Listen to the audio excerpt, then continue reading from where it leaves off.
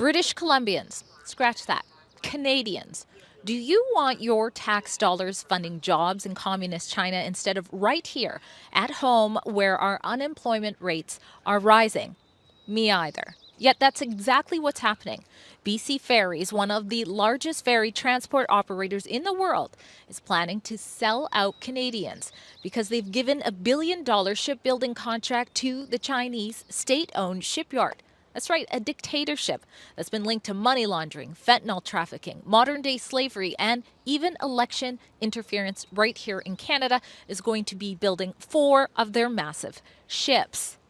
This is a deal that we need to stop, and that's why before I tell you more of it, I want you to grab another device and go to our special website called noccpdeals.com.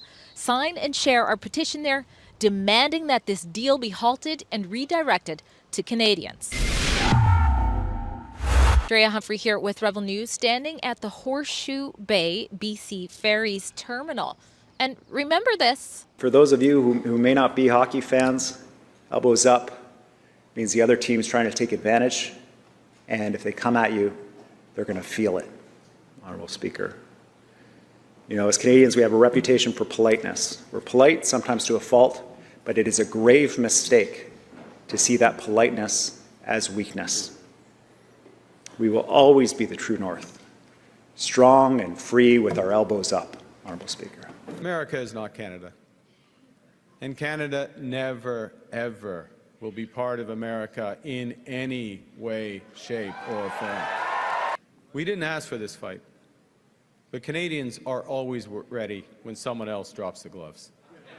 So the Americans, they should make no mistake, in trade as in hockey, Canada will win. That was BC's NDP Premier David Eby and the federal Liberals' Mark Carney when they fooled some of us into believing that they would be supporting each other in putting Canada's economy first, taking that approach in the midst of a battle, of a trade war with the U.S. But despite Mark Carney telling Canadians this when he wanted your vote. Mr. Carney?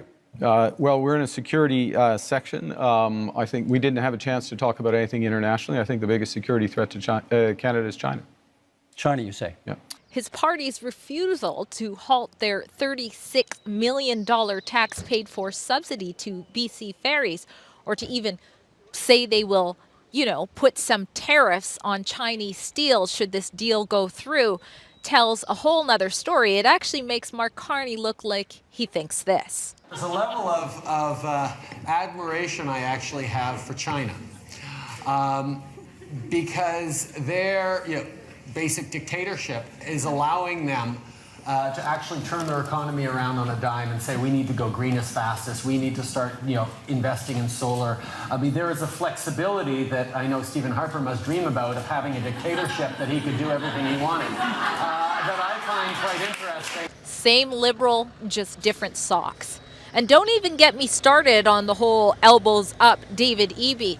When he says elbows up, he must be talking about helping British Columbians be in a better position to punch ourselves in the face, because even though this deal is being outsourced from right under his nose, Eby is refusing to override BC's tax-funded ferries and direct them to get those 4 massive vessels built right here on BC soil, or at the very least in Canada, where we pay and treat our workers well so that they can feed and clothe their family, instead of undercutting opportunities through child and Muslim Uyghur slaves.